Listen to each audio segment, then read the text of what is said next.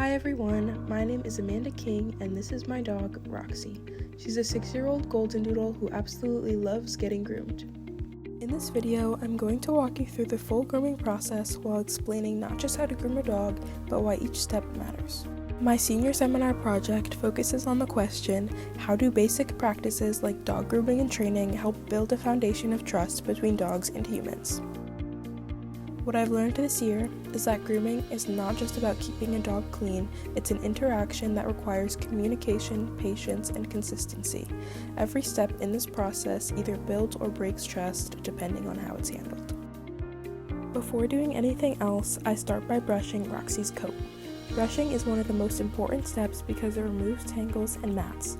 As you can see, I first brush her hair upwards and then downwards in order to ensure that I get the knots that might be at the roots of her hair. As I brush, I am also paying attention to her body language, things like tension, movement, or sensitivity in certain areas. If she seems uncomfortable, I slow down and adjust. This is where trust really comes in. Instead of forcing her to stay still, I'm working with her and responding to what she's telling me. This connects directly to training concepts I've learned this year, like desensitization, where dogs become more comfortable over time through repeated, positive experiences.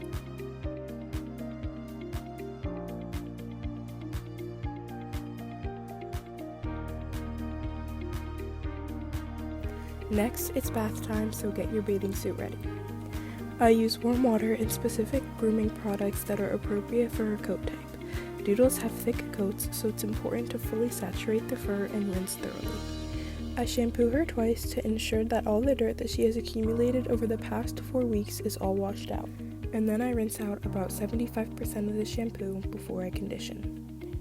I then condition her once and scrub her face and her feet with a tearless, hypoallergenic eye groom. In this clip, my mentor is walking me through this part of the bathing process, explaining to me why she shampoos dogs twice instead of once. Throughout my 2-week mentorship, Sarah played a huge role in helping me build both my technical skills and my confidence. With her guidance, I was able to move from just an observer to actually grooming Roxy myself. After the bath, I move on to drying, which is often one of the most challenging parts for both the dog and the groomer. The blow dryer is loud and can feel intense, so I introduce it carefully and keep it moving so it's not too overwhelming. This step takes a lot of time and patience, especially with doodles. One thing that helps is an extra pair of hands and a set of headphones. During my mentorship, I noticed that rushing through drying can actually make the rest of the grooming process harder, so taking your time during this step makes everything smoother in the end. I like to say that grooming is like a puzzle. Each piece has to fit perfectly so you can see the big picture. The cheetah print belly band depicted here is one of many tools used to enhance the grooming process for both the groomer and the dog. Without the handy belly band, Roxy would just spin around in circles on the table and try to lick our faces, which is lovely but not ideal. This next part, in my opinion, is the hardest. It's time to trim Roxy's coat using clippers. This is a very detailed process and different areas of the body require different techniques. Areas with loose skin or sensitive spots like legs, joints, and the face need extra care. When I first started learning this, I was hesitant and unsure, but through practice and guidance, I became more comfortable. I remember telling Sarah that I was scared to take too much hair off, so I would always end up taking too little off. On the sides of the body, you'll see that I am going on a diagonal the way that the hair grows, and on the top of the body, I am following the line of her back. This allows the hair to run smoother through the clippers and eliminates the lines that are left behind.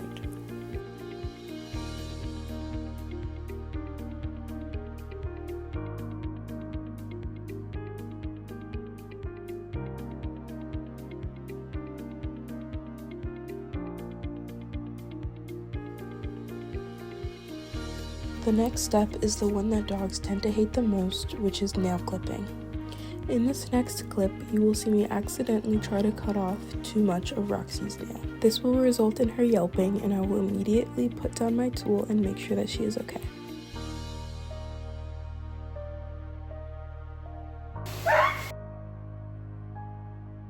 Immediately after she yelps, she starts wagging her tail to show me that she knows that I didn't mean to hurt her.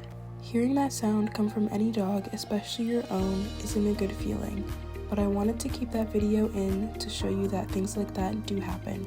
They're unavoidable, but if your dog trusts you like Roxy trusts me, it shouldn't be a problem.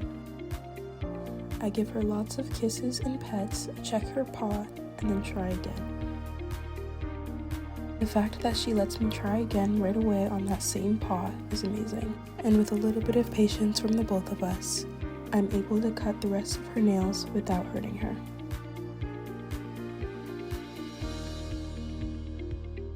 The final major step of the grooming process is to Dremel the nails. This step is optional, but it can be really beneficial.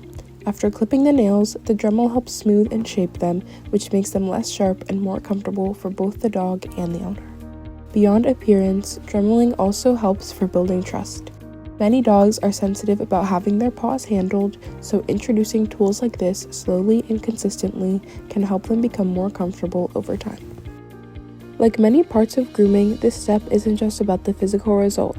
It's about creating a positive, controlled experience so the dog feels safe. There are also smaller steps throughout the grooming process that aren't always captured on camera, like towel drying, trimming around the face and ears, and making final adjustments. At this point, the grooming process is complete, but what matters most isn't just how Roxy looks at the end. Through this process, I've learned that grooming is about much more than appearance. It's an interaction that requires patience, awareness, and consistency. Trust between a dog and a human isn't built in one moment. It's built over time through repeated, everyday experiences like this. Each of the dogs that came in during my mentorship had their own personality, their own energy, and their own level of trust. Not all of them had their own name though, since we did have 4 Charlies, but that's besides the point. Some were confident, some were nervous, and some needed a little more time. But no matter the differences between them, they all depended on the same thing: feeling safe. What I realized is that trust isn't something you can force. It's something you build slowly through patience, consistency, and the way you show up for them in every interaction. By applying both grooming techniques and training concepts, we can create an environment where dogs feel safe, understood, and comfortable. And that's what ultimately makes grooming successful. This video is dedicated to my childhood dog, Lula. She taught me so much about patience, love, and trust, and every dog I care for reminds me of her.